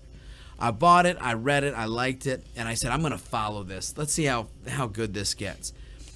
The story is kind of like a Canadian X-Men team. You know, they got mutants and heroes that are kind of coming together as a team with government sanctioning and stuff. Department H. Yeah, Department H. And they're going through, and you're getting to meet all the characters. Well, issue 12, here's the panel. Okay? That's a fire. That's a fire. What it is the Vindicator, who is the leader of the team, has almost what you would call like an Iron Man suit. Okay, it's not as bulky. He looks like he doesn't have any kind of machinery on. He looks like he's just wearing a superhero spandex suit, but underneath it does have it. But he got into this fight with this remote control suit of armor that he did beat in the end, but it took him out. It took such a bad beating on him that he said, okay, hey, look, I've taken so much damage that I've got to get this suit deactivated or this thing could blow up. Mm-hmm. And the way they did the countdown pacing on that was so cool. I think it was John Byrne, and he had the numbers 10, 9, 8, and inside each number you saw him calming himself down. He goes, hey, don't feel the pressure, chill. You got to take and work slow to work, smooth, to be fast. And he's working it out, and he goes, okay, close. And when it gets down to 1, all of a sudden, the bottom panel is the door opening or unlocking, like, who's in here? And it's his wife. And he goes, Mac, is that you? And he turns his attention from what he's doing to the door opening. And in that moment, that was his moment, 3, 2, 1. and he actually blew up and died. Wow. What? Dude, and that, when I saw that, I was like, And your wife just called you too. dude, right? That's why I picked this one. It was your turn, and I was going with Wolverine, and I said Vindicator. We're going with Vindicator. That's awesome. Dude, I didn't expect it. Mm-hmm. And I was like, he's dead. You know? The fact that they paced it like that, and that this guy, he had just been getting momentum. It would be like killing Rick in The Walking Dead, you know, before the end of the first season. Because we're not that lucky. Yeah, right? Isn't that wild? Because I'm thinking like MacGyver. He's about to get out of this, and he always makes it out. That's exactly right, and that's what I expected. So when it did, when they had that panel of him just completely, I was like, okay, that's bad. Yeah. Yeah, that's not going to be like, oh, almost got me. It's Kyle Rayner's girlfriend in the refrigerator bag. Dude, bad stuff. So Alpha Flight 12, I remember to this day, that's another one. I remember reading it and going, man, that I still remember it now. I mean, good golly, I must have been like 12 years old when I read that, 13. Wow. So That's awesome. what do you got? What's next? All right, so being true to myself, being true to a pre-code book heritage, I see Daryl saying nodding yes already. Yeah, I was Yes, hoping we'd yeah. have a couple of these. Yeah, All right, you said that was. I was like, oh, that's awesome. Now, this isn't from Crime Suspense Stories number 22. That's just the cover that I can't live without. This panel is from a short story, a little crime horror short called Murder, Morphine, and Me. Wow. But, you know, all that aside, this triggered what became known as the injury to the eye motif. And this was the first panel where this kind of thing was just, it became commonplace. So whether it was through morphine or whether it was drug reference or whether it was like a mad doctor, it didn't matter. There would be a scene or a time in a lot of these books, whether it was Crime Suspense Stories, The Vault of Fear, The Haunt of Fear, whatever it was called. There were a bunch of those where somebody was being held down, held prone, either being experimented on, usually awake, and they were about to be stabbed in the eye with a syringe. And that's just Oh, that's awful. and that's been yeah. that's been done and done and done and done a million times. Have you seen that? Yeah, he's into like that. Clockwork That's Orange awesome. on A little steroids. bit. A little bit. Oh, jeez. And this is the kind of thing the that's thought. yeah, it messes with your head, right? Yeah, I gotta rub my eyes. And now Troy is over here rubbing his eyes. Don't hit my eyeball with it. Right, and this has been worked into movies even today. You can see sci-fi movies, or movies like Saw or something where Alien sadism- abduction stories. Sure, a needle will go into somebody's eyeball, and it gets really, really close. And this has been a classic staple for physical discomfort as a horror theme since the early 50s. Oh man. And comics kind of brought it to the fore. And the injury to the eye motif will never, ever, ever make you, like, you will never be okay. Oh yeah. Whether you're watching a movie, or watching TV, or reading it in a comic, I don't care. Like That's not okay. Whether you have one or two, boy, do you prize your eyes. Boy, are you a big fan of your eyes. You know fighting. You know fighting. I know fighting. The biggest, baddest, meanest cats on the planet can't get a lot done when they get poked in the eye. Exactly right. How many UFC fights get stopped because one dude got lightly grazed in the eye? And he's like, wait a minute, time Yeah, out. It's all over. And this one aspect of comics introduced the idea of just stabbing you in the eye with a syringe. That's gosh. That's man. horrible. I mean, that image right That there is an is freaky. impression-making panel right there. That's one of my history makers. Oh, dude, so I'm sorry. Yeah, great. Now I'm gonna be asleep tonight. Just worried. This is why I'm afraid of Is needles. one near my See me eyes. jumping out of bed. Ah! All right, I only got 2 left, and we'll get to them because one of them's mostly about who's in it, not so much what it's about, and then the last one's just hilarious. Do you have one? Or are I've you all done? only got one left. Okay, Cool. go ahead. And this one is basically brand new. Is Batman Teenage Mutant Ninja Turtles. Nice. And There's Freddie Williams. I think so. And well, actually, that's the funny part. I can't find the image of it. This guy, he's supposed to be the host of a Yes. podcast, Dude. Yes. Tighten up. Hey, Tighten up, I'm bro. sorry, I look good for this podcast. I'm going to tell you, I did a lot of homework for this because I was like, I'm going to be There's under a the first gun. time for everything. Normally, I don't have to study. I know this stuff, but this, Yeah. I was like, I got to be specific. well, this one, it's the last panel in the. Again, I'm good with last panels in comics, but it's got Batman like on a ledge looking down. There's the Batmobile, and you see the turtles walking around the Batmobile. And to me, that's just a great visual for me. See Batman and the turtles coming together. But you remember, even as a kid, I remember that was one of the most amazing thing when those worlds verge any which way. If you had two worlds converging like that, you were just like, wait a minute, really? Yeah. You know, The mashup stuff is oh, fun. I loved it. I loved it. For as much as I'll get panned for saying this, I love the amalgam stuff.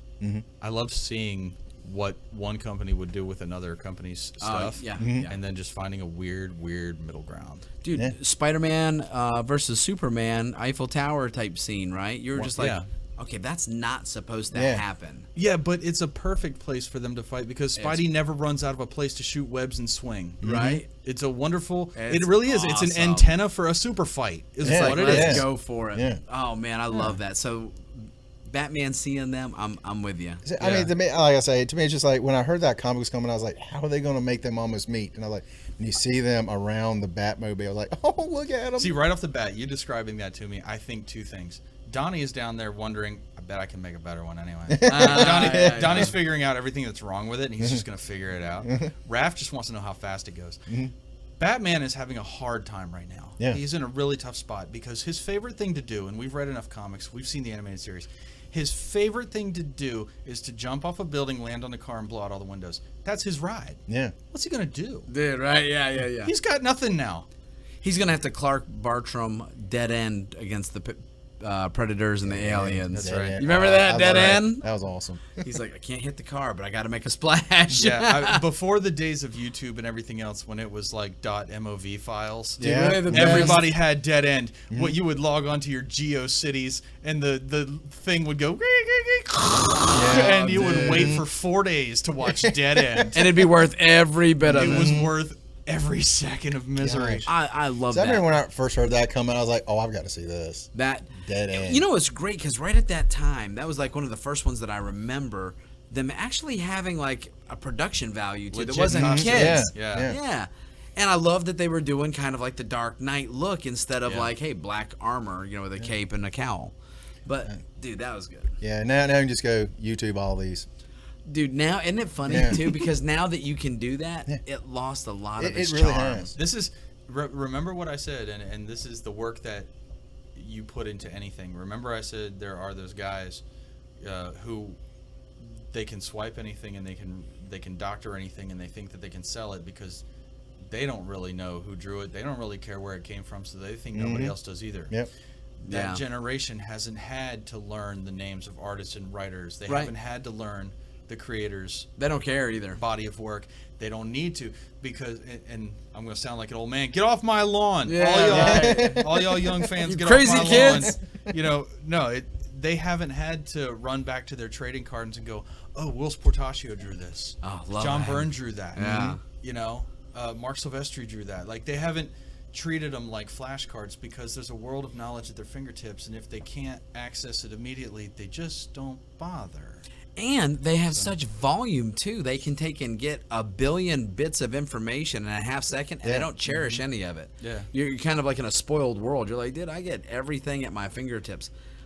I.e., the charm is gone. Yeah. You know, One of my favorite Spider-Man artists currently, I don't think he's current right now, but from the past decade or so, I think Peter Steigerwald was he? Was he a God, Spider-Man I don't remember that. Ryan name. Stegman.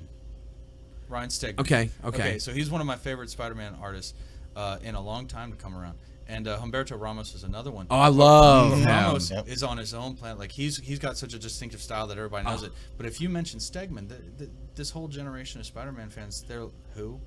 Are you kidding me? Like he's one of the guys who really brought Spider-Man back to the fore after Civil War. Yeah. Yep. Yeah. You know, yeah. and he's such a like this is your generation now. I shouldn't be educating you on your stuff. You should be telling me who the hot new thing is. Right. I'm kind of like keeping the torch know? for the old stuff. You're the one supposed to be You tell me, trailblazing. and you don't know because you're certainly selling his work. Oh, yeah. Yeah. Really. Yeah. Isn't it true? I think I've got a couple more. I'll try to take and knock them all out right now. Because what do you got? 3 or 2? 2. Okay. I'll do my last ones. Amazing Spider-Man 121. The night Gwen Stacy died. Yeah. Ooh.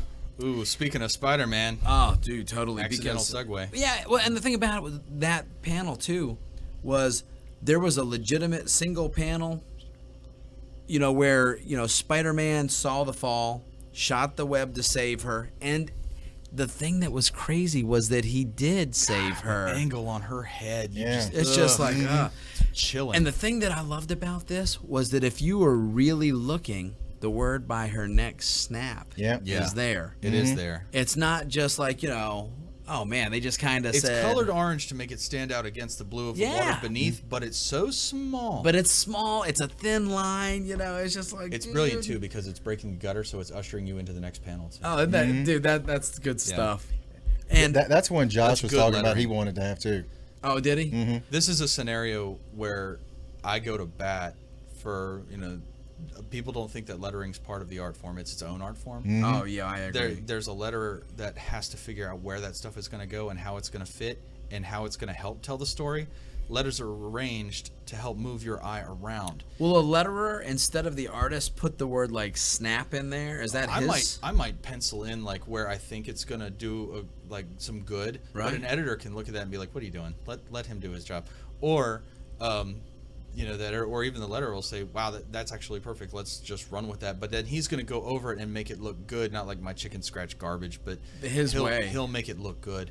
Mm-hmm. But yeah, that's a great example of how lettering tells the story better than any other. It's so subtle. It's so just that cerebral, little snap. Yeah, and it's disturbing. And it was because Spider-Man in the story, even after he did it, he didn't know that she was dead. Yeah, I mean, you've seen the next panel. Yeah, if you see... He's talking about it like, look at me, I'm so great. Yeah. I'm the greatest on two legs. And then he's pulling her up, and then... And then all of a sudden he started saying, hey, hey, Gwen.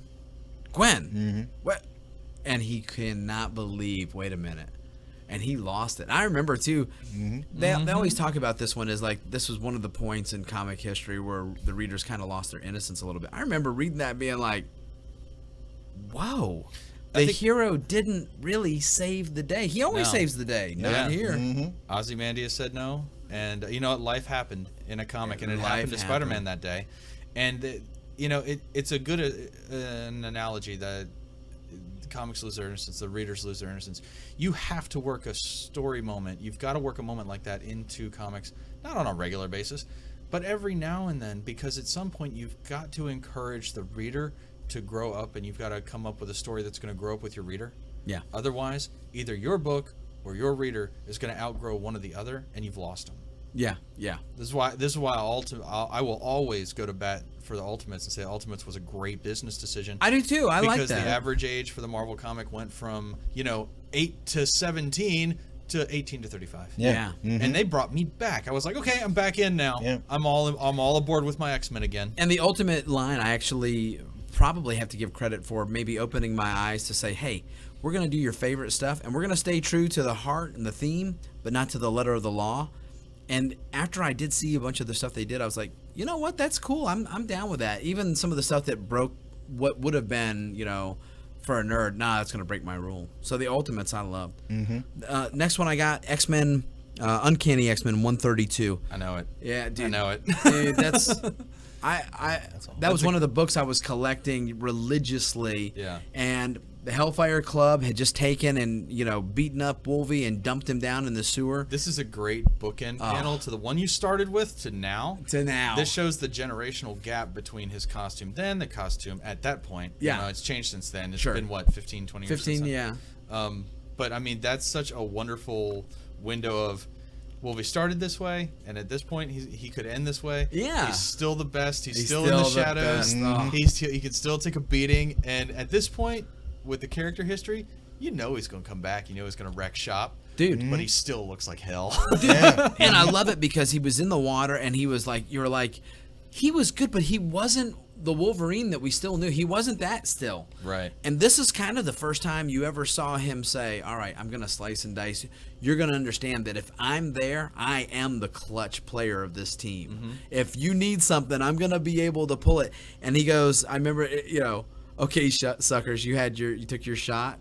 Now it's my turn. And I think that's where they ended the book right there. And I was like, what? And back then, it wasn't like, hey, let's go buy the hardcover. It's collected, Yeah, then it was 12 issues. issues. All you got was issues. Yeah. All you had was issues. And I'm like, I'm going to have to wait for weeks for the next one. It was a golden time. That was good. And then my last one, I'll close it off with this. And this is Wolverine again, but Ultimate Wolverine versus the Hulk. Yep. And I knew it. dude, As soon as you said Ultimate Wolverine versus Hulk, you knew which was the panel, there's right? no other panel. Where the Hulk, Yep, that's another one Josh was talking about right there. Yep. Yeah. Yeah. Do you remember how that story began? didn't it start out? He was already ripped. He was already ripped. He's dragging himself, and somebody's like, "How'd you get here?" And he's like, "All right, back up." Yeah, he was and on- then yeah, the yeah, story. yeah, they told it. Yeah. And the thing, Wolverine had been sent there as a assassin by S.H.I.E.L.D. to assassinate the Hulk. Yeah. And when they met, man, everyone always wondered how would it go down if there was just no rules. And then, we see the Hulk will rip him into two rip him in pieces half. and throw the bottom pieces, miles there. away. Yeah. And the top piece is over there. And there was talk of having, in the storyline was that he was going to eat one of his legs. I had heard about that. And it was like, don't do that. Yeah. Don't do that. This is my man. Did not hear that one. That's not the kind of thing that is going to go. It's not back going to this go quickly. over. Yeah. It's going to make the rest of the story real awkward. And this book was plagued. The whole thing was plagued by delays. Wasn't the fourth issue something like 2.5 years late? Yeah, it was crazy. In fact, I hate to say this. When I was researching this, I have never finished it. And I found out they have like 8 now. It's like, holy crap. This one, that series, and the first run of Wetworks hold the title for being the latest. I've got that one, Because Wetworks. Wetworks was almost like, I think Wetworks went issue. It was already 2.5 years late for number 1, and then they went like 1, 2, 3, 4, and then I think it was either 4 or 5, whichever one came out like 5 years after that. So it holds the record for being late, Yeah. but still outselling everything else the month that it did finally come out. Well, everybody had been waiting so long. You were already talking about it. You Yeah, built but a up quality a buzz. product. Like people knew it was like this is what gonna be we good. know we're getting. Who was the artist on Wetworks? Was that Wills. Wills? Yeah. Man, loved that It was a book. gorgeous book. That was the one where everybody started. They were already doing computer coloring at that point. Yeah. But that was where they said, let's just go ham biscuits and see how far we can go, but only to mess with textures. He was still, everything in that book was still hand drawn. And so they were only computer doctoring things for the sake of texturing to see how far they could go with it. So when you saw like that golden skin, you were mind blown at the time. You look Yeah, at I it now, remember it's that. like, well, we've come a long way and we've learned a few new tricks lot, with yeah. Photoshop.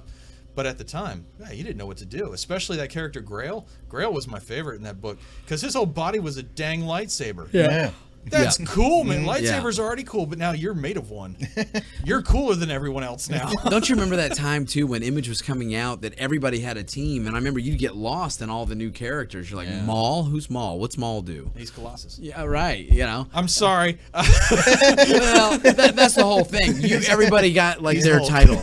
Okay, they have to have the muscle. That's Maul. Yeah. All right. He's All right. Hulk and Bad Rock was Thing, and Who's the brooding? Okay, that's Warblade was Wolverine. dude. I was like, And Ripclaw was Warblade. And these are just alternate universes. yeah, but it made it fun. Oh, it was a blast. Yeah. I wouldn't have traded it because I loved, like I said, it was I used to- opening me up. When I was in middle school, all I drew was Wolverine because when you're a young fan and all you want to do is draw, then you're going to draw Wolverine and Spider-Man all the time. And then Ripclaw and Warblade happened, and I started drawing them instead because, like, they didn't have 3 claws, they had 5. And that was good enough. Now, and the funny thing about that Wolverine story was the fact that he stayed like that for like 3.5 years. Yeah, he was beat down, man. He was beat down for a while. He was ripped in half for 3.5 years, crawling up the mountain. Where'd he put the legs? Yeah, well, I mean, there was a sequence in there where it's either the very end or the very beginning of one of the subsequent issues. Yeah. Where it just says like 2 years, 3 months, and 8 days, or whatever, and then like it goes straight to a word, a thought balloon says, "What do you expect? I'm crawling around trying to find my legs." Trying to find my legs. He had to sniff out his own legs, which were something like 30, 40 miles away. He's Yeah. like, how long did you think it was going to take? in the Himalayas. In the Himalayas, Yeah, because he's on the top. So his legs were frozen over. I mean, I love that picture though. So those are my panels. Finish this up. What do we got over here, buddy? all right, so this is really obscure, and it doesn't have any bearing on comic history or look how genius or whatever. It's just something that I noticed, and it's one of those things that you speculate, and then many years down the line when nobody can be held accountable for it, Alex Ross finally comes through and says, "Oh yeah, that's totally them. I filled the whole book with that kind of sort of stuff." Remember when It's hard for me not to put Alex yeah. Ross for my whole thing here. Yeah. All of his stuff. So Marvels came out when Marvels came out, and then Kingdom Come followed because it was, and Alex was pretty much taking over, introducing everyone to this new look for comics. And it's not something that was missing entirely. It's just something that was being done in a mainstream way that nobody could wrap their heads completely around what he was doing because it was so unbelievably awesome. It's just perfection. Right. So he put out a series of periodical style books. They were much larger. Right. So the Batman Justice, and I can't remember if it's page 1 or 2. I'm going to show you guys. Yeah. It's an establishing shot of the city, and then there's a gang that's running. What are you showing them? I'm showing him the one that you already sent it to me. Okay. So there's a gang running, and then there's a close up, and I want you to look. Oh, this is good because I want you to look because you might be able to recognize who the gang is. Oh gosh, I cannot believe I'm Look! not. Look at the kid with the hat. Look at the kid with the scarf. Look at that portly young man in the red sweater. You are looking at Batman's prime suspect, Fat Albert in the Cosby Kid. No. Absolutely, you are. You know, I kept looking. I was like, dude, I'm looking stupid. I don't know this, but I could not. Now I'm not going to unsee it. You will never unsee it. Yeah. I want you to go through all of those books and just pick out. No way. That is hilarious. I remember because when the Superman one came out, the JLA one came out, and there was a Batman That's and a Wonder Mushmouth Woman. in the back. Mushmouth, yeah. Yeah. Oh, dude, that is because I was reading it and I It's thought, Rudy. man, Cosby in there because he's a legit criminal. well, this was before everyone knew. That's ironic. After it happened, before we all knew. before we Yeah. knew. Yeah. So I was reading this and I thought, man, that one group of kids, because I watched them growing up in Picture Page and all that Yeah, stuff. And Picture Page, boy, that Picture just, Pages. and you don't think about it in this panel. It's panel 3 when you see the fat kid. And you look at the rest of them, it looks like Fat Albert and the Cosby Kids. And then you go back to panel 2. Damn, it is Fat Albert and the Damn, Cosby it Kids. is them. That's hilarious. So I went back through all of those. That is too cool, and dude. picked out a lot of inserts. Dude, that is awesome. Because I remember you sent me that. I was like, okay, what's so great about this panel? that's what I was looking at. I was like, maybe there's a second panel here. Just wait for it. That's awesome. And then, to wrap it up, I was just kind of coming up with, well, how many of these do we need and how many am I supposed to do? Well, I just saw this one. I think that's adorable. And it's Daredevil typing on a cat. It says, I can't see what I'm typing. And he I just swear, I think I saw. Maybe it was. I just posted saw it it on on my your thing. Facebook page. Okay, maybe The that's day what I that saw it was on. picking these out, and I kind of threw my hands up, and I was like, you know what? I don't even know what I'm looking at anymore. So I was just sort of out of great moments. So I put that up on my Facebook That page. one is hilarious. I don't know what I'm typing because That- he looks that's just too horrified. funny. The cat Yeah. does too. Well, so does the cat. He looks horrified, which tells me his intention was to type something very specific, and he just realized he can't. He's like, So- I don't see it coming up. It's very much like the stairs. How do you not realize this? Right. On Especially that Matt Murdock, right? After that, oh wait, oh my gosh, there's 2 more. I completely forgot. Yeah, so I'll do these very quickly. So I went super serious with one of them, and this was the moment that. Do you remember when Neil Adams was doing a Green Lantern? Green Arrow, Oh yeah. and they were the space cop and the street cop. Yeah. And something was always missing. And there was an African American gentleman, very elderly. It was explained to both of them. He's like, I don't care how much good you do. There are people you can't save, and there are situations you can't stop. How super do you think you really are? And he took him down a peg. And it became one of those real life moments where you're forcing the reader to grow up a little bit. Dude, that's you got that one? Yeah, I got it. Mhm. It's one of those panels that will always be a social underpinning of why comics tell the story of humanity. Not just America. That's easy. It's our art form, but it tells the story. And then the last one I picked, in honor of Trent, my buddy Herb, the first full appearance panel of Wolverine, because That's a legendary shot, man. it is. Here is this, because it doesn't remind me so much that Wolverine is just the biggest thing since sliced bread, and he probably sliced it. Yeah, right. Yeah. That's Herb's joke, by the way. But it kind of reminded me of a conversation that he and I had, and he said, never throw away anything. It doesn't matter what you do. Just keep it all, because you never know what the next big thing's going to be, and it's not up to you. It's up to the readers, because you don't know what people are going to latch on to. So keep every idea as though it's your favorite idea. Just put it on a shelf that you can't quite reach. They had no idea that Wolverine was going to take off the way it did. Wow. Especially looking at a panel like this, and he's the one that brought this to my attention. It's so basic, This is not showy or flashy or intro-y in any way. He's just stepping out of the shrubs, stepping over a rock. Yeah, the claws are out. He's kind of showcasing those a little bit. You gotta intro the character. But Whiskers and all. Yeah, but you're just looking at this guy who's pretty much just blue and yellow and smaller than everyone else in that storyline. So you don't know what to make of him. You have a whole issue to find out, but in this one moment, you don't know what the next big thing is going to be. You just know that it's a new thing. So never take it for granted. And I always appreciated her for that. I loved Wolverine right off the bat, because some of the stories that I had gotten, I was just like, this guy, he doesn't quit, and to see it start Never out quits. from some It's so basic. simple beginnings. Yeah. That's that cool. panel is head-arm control. Yeah, It is. It's absolutely head-arm control, because you're reading a comic, you're in guard. yeah. It's okay to let the other guy, take control for a minute, but you have head-arm control. And that panel is the reversal to head-arm control. It has you now. You don't know what it's going to do, but now it has you. Mm-hmm. Yeah. It's absolutely. And you're, with that one too, who would have ever thought that it would have turned out to be this thing that was Nobody knows how big something's going to be. oh, dude, that was just unreal. Didn't I say last time I was here, future me would tell younger me to maybe think about picking up The Walking Dead? Oh, right. I would have read that. Yeah, I would have too. You don't know what the big thing is going to be. And that's one that I even tried to read after the show had come out. And to be honest, because I'd already fallen in love with the characters on the screen, I didn't like how it translated.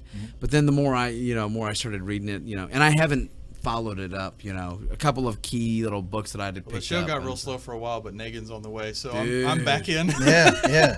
Yeah, Jesus has saved the day now, man. Yeah. I'll tell you what, I loved watching him move the other night, man. He Oh, did yeah. good. Yeah. I didn't Good see fight. last Sundays, but I'll get caught up. Then we won't discuss that then. Well, no, the one before that, the two back, like where they first when introduced Carl him. gets shot? Um, I don't care who knows it, who does it. No, I just love the fact that Carl got shot. No, I'm trying to But, think. I mean, we all knew, if you I got think any, it was the any comics second. at all, you knew There's that. some wonderful Coral memes. The second Yeah, it happened, Coral. all I thought was Coral memes. Coral. Hey, Coral. I couldn't believe that. I just saw the memes that actually it says Coral, Coral. Yeah, Coral. Hey, Coral. I love that show, though, Those are man. killing me. They're doing so good. I can't wait to see how they finish out this season. They said it's going to be bleak. They Well, said it needs that this to be. one, If Negan's in the house, everybody dies. That's it. everyone's Yeah. dead. If Negan, if they do this right, he'll kill the entire cast and most of the crew. Oh, dude. The cameramen, they're all going to die. Everybody's dead. That's it. And he's going to let his men eat them. So that's how There the you go. season ends. That's There how you the go. show ends. They introduce Negan, and they really shouldn't have. I'm watching. My DVR is set. Yeah, I got it set for every. Well, actually, I don't have it set for every week. I have it set for watching it online every week now. Stupid Chantel. SeriesCravings.com. Yeah, that's what I'm saying. Dude, isn't that crazy, though, Chantel? Good Lord. Yeah. Hey, if you want us to stop pirating cable, provide better service. Give us Yeah, the service. exactly. That's right. You got to make us argue for it. Well, good stuff, man. I You're loved not our creating panel criminals, show. You're making criminals more creative. Yeah, right. They're going to find a way. We sure are. We sure are. No, that was fun. Good stuff, right? That was very much fun. Call me anytime. And I think we actually have good mics, good audio this time. Hey, where's JP? Yeah. Yeah. Feel better fast, buddy. Yeah. He doesn't listen to these things. I know, right? Actually, he told me today he listened to the one I did last night. I feel like you're gonna go home and call him, and he's gonna wake up and be like, "That was tonight." Like he's not sick, is he? Exactly. He's like, wait a minute. Miss you, buddy. I brought that recolored X-Men #1 20th anniversary edition for you to look at, but Yeah. you're And it was not. cool. Yeah. You're- Sorry, it's the one and only chance you had to see that. Yeah, I'm burning it after tonight. No, man. So, that's all we got tonight. Good stuff, Yeah, man. and in a few weeks, we'll probably go back to, I don't know, a few weeks, maybe a month or so, get some more legendary covers, because I know I still had a few more to go. Oh, we dude. can go that way. There's Yeah, a lot. definitely. Yeah, there's a ton of them. In fact, it's funny because didn't you guys go home and find a lot of covers? Like, I should have brought that one Yeah, in. Yeah, I should have brought that absolutely. one in. Mhm. Absolutely. And they're covers that I actually have. I could have actually brought them in instead of trying to dig around online. There's this one I was going to mention from Virginia Comic Con from a couple years ago. Oh, Lord. It's a great comic. That's a good one right there, cover. right? Great cover. This one guy I know, I think he did it. Yeah. The story of Ninja Turtles. That story. You know what, though? And Ghostbusters. the story of that cover is actually very short, and that might be my favorite. Well, easily one of my favorite covers that I've done. You're talking about the black and white one. Maybe. Okay.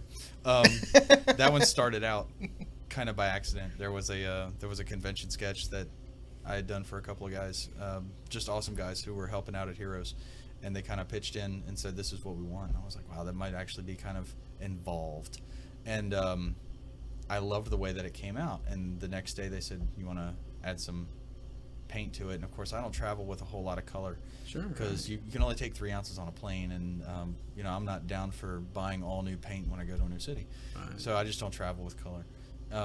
So I did like a black and white paint rough of it, and then I found some markers, and I just added the red for the bandanas.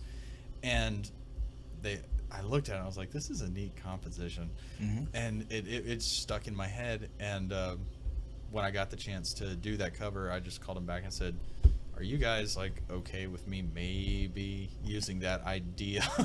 Which is really unorthodox, Right. But, it's going to be an exclusive. It's not going to be international or whatever. It's just going to be this kind of a thing. And they were like, "This just went from con sketch to cover prelim." So it's a heck of an upgrade. But it gave me the chance to blow it up because I painted that one. Usually covers are 11 by 17, but I painted that one 22 by 17. Yeah. Oh, that was a 24 by 18. Yeah. So that one was a lot of fun. I'm having deja vu right now. No All kidding. over again. No, I'm serious. Like Yogi Berra. Dude, I think I've dreamed this before. Straight up. Troy Champney dreams of Matt Slay, everyone. I can't help it. It's a turtle thing. Now that it's gotten weird, you want to close this thing out? I dream of Yvonne Strahovski.